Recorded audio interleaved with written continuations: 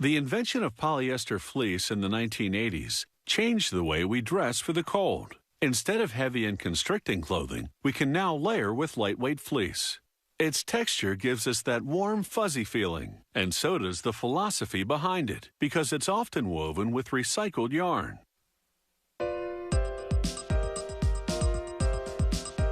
From trash to textile, today's fleece offers warmth from waste, because it's partly knit with yarn made from soda bottles and other discarded plastic.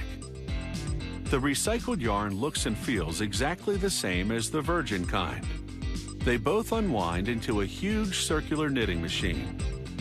It knits a lot faster than Grandma, so we've slowed down the video to give you a good look at the knitting action. Hundreds of tiny needles grab and stitch the recycled and virgin yarns together to create a perpetual tube of material.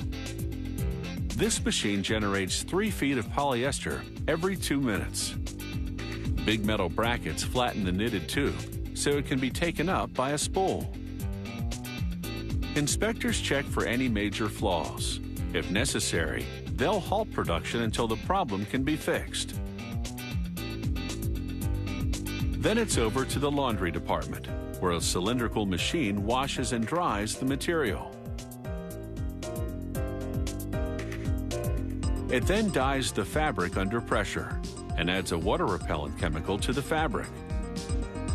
After another wash and dry, equipment funnels the polyester into a holding bin.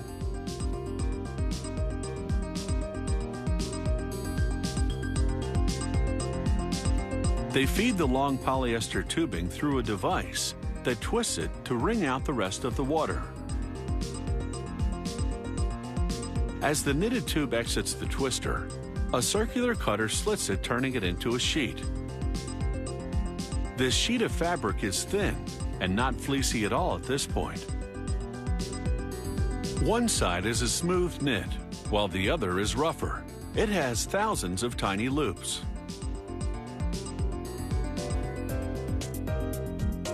Cylindrical wire brushes will transform this polyester into fleece in a process called napping.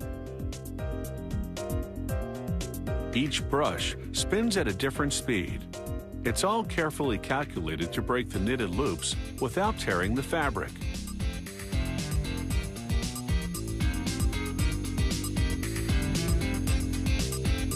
The nap side of the material is now fuzzy and fleecy.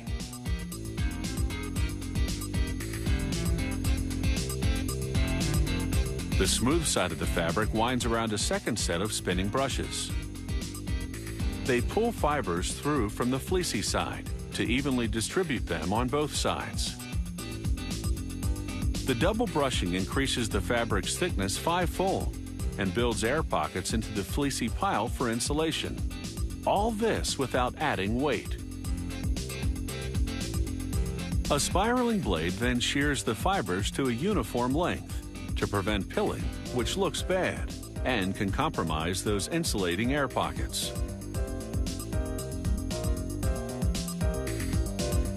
Each production run undergoes a battery of tests, like this one for water repellents. If the water doesn't soak into the fleece, it's a pass. In another test, they insert scratchy nylon strips in the head of the tool. As it spins, it rubs the fabric the wrong way. The test simulates wear and tear and determines whether the fleece will resist pilling. They try to set fire to a swatch that has flame-resistant fibers woven into it. The fleece smolders and then extinguishes the flame. Once the fleece has passed all the tests, production resumes. Grippers pull it along the edges to stretch it to the desired width. Steam rises to heat set the fabric to its new measurement. And now this batch of fleece is ready to sew. They fold it for transport to the clothing factory. In its various colors and textures, this high-tech fabric will help protect you against the forces of nature. And with its recycled content, it also gives nature a bit of a break.